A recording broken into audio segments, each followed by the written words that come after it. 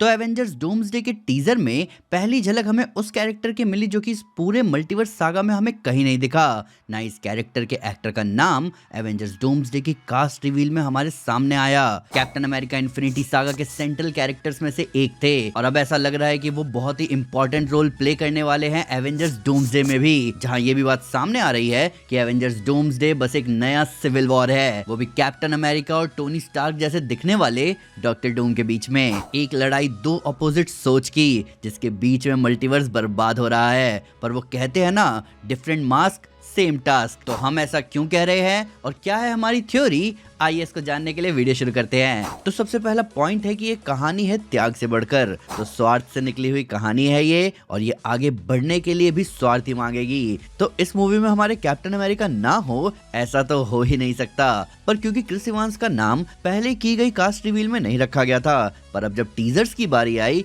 तो सबसे पहले टीजर में कैप्टन को फीचर किया जा रहा है। ये कोई कोइंसिडेंस नहीं हो सकता। तो कैप्टन अमेरिका को टीजर में दिखाना, फिर उनके इस घर को दिखाना और फिर उनकी फैमिली की एक झलक। अब किसी भी मूवी में जब ऐसा कुछ दिखना शुरू होता है तो लोगों की धड़कनें बढ़ने लगती है, क्योंकि इसी यूनिवर्स में जब आखिरी बार किसी बड़े हीरो की फैमिली और उसके बच्चों को दिखाया गया था, हमने उसी मूवी में उस कैरेक्टर को खो दिया था। जी हाँ दोस्तों, मैं एवेंजर्स एंड गेम और टोनी स्टार्क की ही बात कर रहा हूँ। और अब हम यहाँ इस टीजर में कैप्टन अमेरिका, उसकी खुशहाल फैमिली और उसकी एक निशानी यानी उसके बेबी को देख रहे हैं, और ये मेरी चिंता बढ़ा रहा है। पर उस चिंता को साइड रखते हुए अगर हम ये देखें कि एवेंजर्स डूम्सडे स्टीव रॉजर्स की आखिरी कहानी होने वाली है, फिर तो रूसो ब्रदर्स इस कहानी को एक ग्रैंडोर के साथ ही खत्म करेंगे। और ऐसा हो भी क्यों ना, एवेंजर्स एंड गेम से लेकर अभी तक के सारे प्लॉट पॉइंट्स को डूम्सडे के लिए इस्तेमाल किया जा रहा है, जैसे कि एंड गेम में दिखने वाला टाइम ट्रैवल का कंसेप्ट, उसकी वर्किंग, यूनिवर्सेस के ब्रांचेस होना और साथ ही कैप्टन अमेरिका का पास्ट में ही रुक जाना।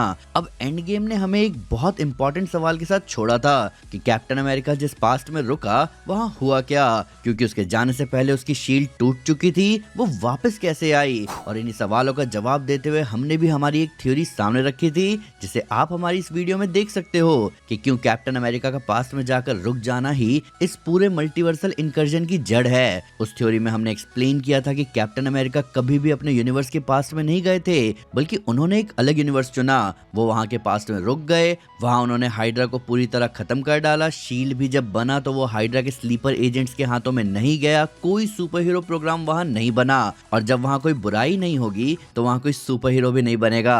और फिर एक अच्छी खासी जिंदगी जीने के बाद हमारा स्टीव रॉजर्स वापस से अपने मेन यूनिवर्स में लौट आया। अब ये पूरी थ्योरी हमने काफी डिटेल में बनाई हुई है। अब ये तो मैं आपको वो थ्योरी ऊपर ऊपर से बता रहा हूँ, तो अगर आपको उसके बारे में डिटेल में जानना है तो प्लीज उसे चेकआउट जरूर करना। पर हाँ, अगर इनकर्जन कैप्टन अमेरिका की वजह से शुरू हुआ तो कैप्टन और उसकी लाइफ एक बहुत ही बड़ा सब प्लॉट होने वाला है एवेंजर्स डूम्सडे मूवी में। वहीं डॉक्टर डूम कैप्टन के घर विजिट देने तो जा ही रहा है, और इस बात के हिंट हमें सेट इमेजेस से मिल ही रहे हैं। अब कैप्टन अमेरिका के सैक्रिफाइस वाले पॉइंट पर मैं दोबारा आऊंगा, पर उससे पहले आपको ये जानना जरूरी है कि ये किस्मत बंधी हुई है। तो हम सब जानते हैं दोस्तों कि एवेंजर्स डूम्सडे बहुत सारे कॉमिक आर्क्स से इंस्पिरेशन उठाने वाली है। अब भले ही सारे आर्क्स एकदम परफेक्टली अडेप्ट ना किए जाए, पर अब जब स्टीव रॉजर्स भी स्टोरी में कंफर्म कर दिया गया है, वहीं टोनी स्टार्क की शक्ल का डॉक्टर डूम भी है यहाँ, साथ ही ये कहानी इनकर्जन की है। तो इन दोनों का टकराव ना दिखे ऐसा हो ही नहीं सकता, क्योंकि कॉमिक्स की 2015 वाली सीक्रेट वॉर से पहले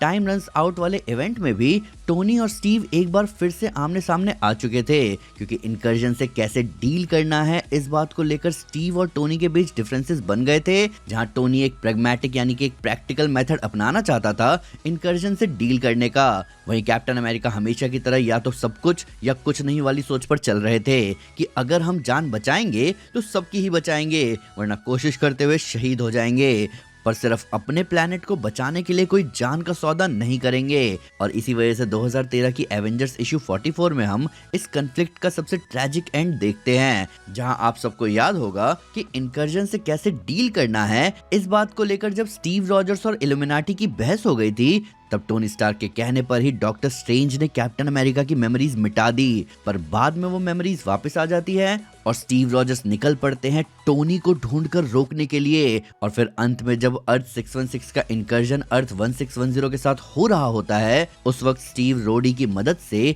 टोनी को लोकेट करता है और खुद एक आर्मर लेकर टोनी से लड़ने पहुंच जाता है। उनकी लड़ाई इतनी ज्यादा इंटेंस हो जाती है कि कैप्टन अमेरिका लड़ते लड़ते टोनी के एंडोसिम आर्मर की धज्जियां उड़ा देते हैं और वो टोनी से कहते हैं कि मैंने तुमसे कहा था कि जो तुम सोचकर करने निकले हो उसका कोई अंत नहीं होगा। और टोनी के कई बार कहने पर भी कैप्टन नहीं रुकते और जहां उनके सर पर इंकर्जन होता है तब भी ये दोनों हीरोज अपने डेथ तक लड़ते रहते हैं। तो देखा जाए दोस्तों तो कैप्टन अमेरिका और आयरन मैन ऐसे कैरेक्टर्स हैं जो हमेशा से एक दूसरे के एंटमनीज रहे हैं। आप हमेशा इन दोनों ही कैरेक्टर्स को सारे बड़े मुद्दों में एक दूसरे के खिलाफ पाओगे और इसका रीजन हमेशा से रहा है इन दोनों के मोरल्स में। तो इस बार जब एक और मेगा इवेंट मल्टीवर्स के सामने आने वाला है और उस इवेंट से जुड़ा एक शख्स टोनी की शक्ल का है और उसकी मोरालिटी को लेकर घूम रहा है, तो उस वक्त उसका सबसे बड़ा एंटी मनी यानी कि कैप्टन अमेरिका तो जरूर आएगा। और एक ऐसा मेगा इवेंट बिना एक इंटेंस आइडियोलॉजिकल क्लैश के खत्म हो जाए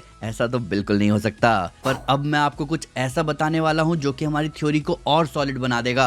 अब आते हैं इस वीडियो के फाइनल पॉइंट पे, एक कन्फ्लिक्टेड हिस्ट्री। तो एवेंजर्स डूम्सडे क्यों स्टीव वर्सेस डूम होने वाली है, तो इसके निशान आपको थ्रू आउट द एमसीयू देखने को मिल जाएंगे।